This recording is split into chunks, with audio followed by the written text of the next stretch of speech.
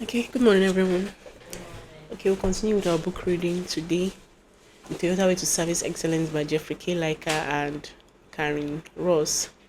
Okay, last week we looked at the role of organizational culture. We looked at building deliberate culture and then find people who fit in. We also looked at Menlo's kind of culture in the organization. Remember that Menlo has a culture of teamwork. They don't, when they are employing, they don't look for people who know it all. People who can work on their own. They look for people who can work as a team. So in the organization, they've built a culture of teamwork, team collaboration, and the rest of it. And when we looked at building deliberate culture and then find people who fit in, it also used Menlo as an example. In the process of their interview, they look for people who will fit into that culture that they have built. Do they want to? What kind of people do they want to employ? They want to employ people who will be able to work as a team together. Today on page 249, we'll be looking at principle 12, which said integrate outside partners.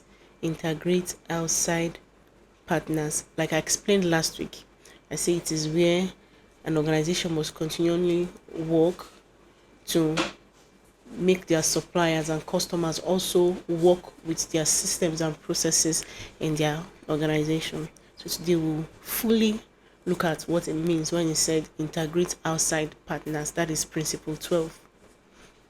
As an open system, all organizations must continually work with outside organizations, whether they be customers, suppliers, government, organizations, joint ventures, partners, the list goes on. Toyota is famous for its tight-knit supplier network tied together in just-in-time system.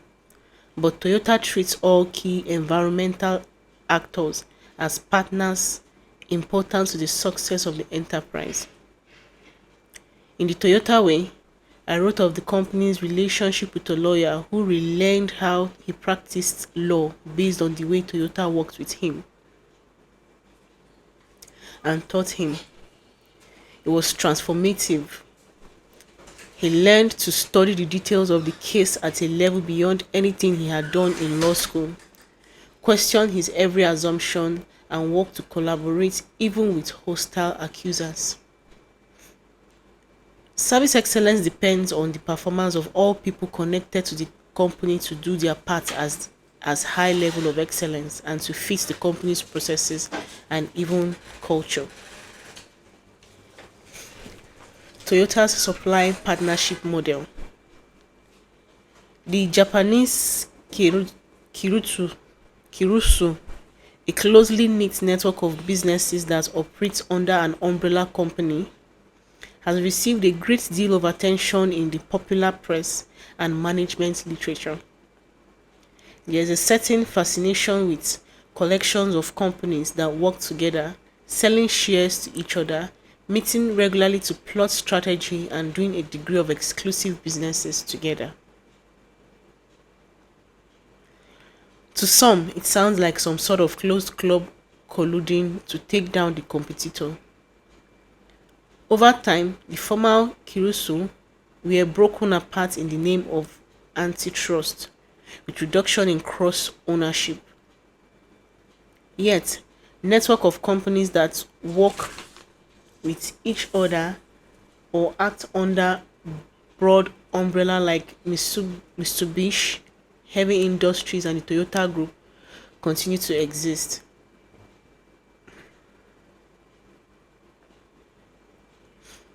Antitrust system like an odd designation for the Toyota Group since they are a collection of different companies, vehicle design and assembly, component manufacturer, a trading company, a financial company, rather than a merge of competitors.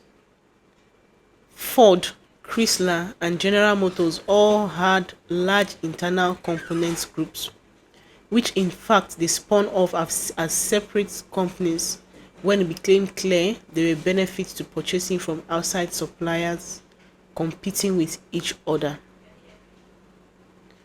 Ford begets Veston. General Motors begot Delphin. In a sense, they were following the Japanese model of having small numbers of outside suppliers in competition for their businesses. But the American companies did not know how to partner, and this internal components group had high costs and lacked the skills to compete. Both these spin-off ultimately went through Chapter 11, reorganization under bankruptcy law.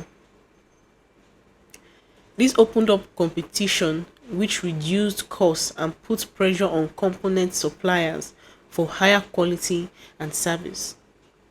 But it was intense pressure from the customer organization, not collaboration, that drove cost reduction and quality improvement. Decades ago, Toyota spun off its electronics department into Denso, which has grown to become the second largest global component supplier, selling to many non-Toyota companies. But Toyota has maintained a close relationship, including some ownership and executives who leave Toyota to help lead Denso.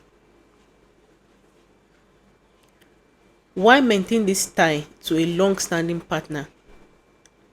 There are a variety of reasons, but at least one is the vision of an integrated enterprise with compatible culture. Okay, this is your stop from our reading today, talking about integrating outside partners.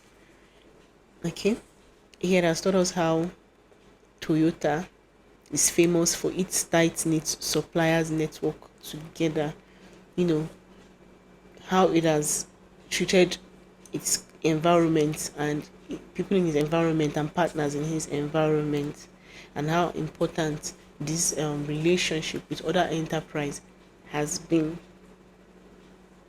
Okay, so integrating outside partners, Toyota has had collaborated with other companies, other suppliers, extending their culture of excellent services and excellence, so that everything is going to work. Like I said, as they did it as an open system where competitors, or rather companies or organizations with different values and culture, integrate together to form a, to give excellence, or for excellence services to their customers. So for them to for their services to be excellent, it depends on the performance that these connected companies um have. Like where we read, said Toyota's where we read in Toyota's supply partnership model, it taught us how these businesses has been knitted together and how they operate under one umbrella company. Like where you have a Bolton Wise group, you have wholesale groups, and all those things. All these things are integration of outside partner to form a particular company. They network together, they work together under this with the same culture to give service excellence to its customers. So that's a brief summary of our reading this morning. Thank you.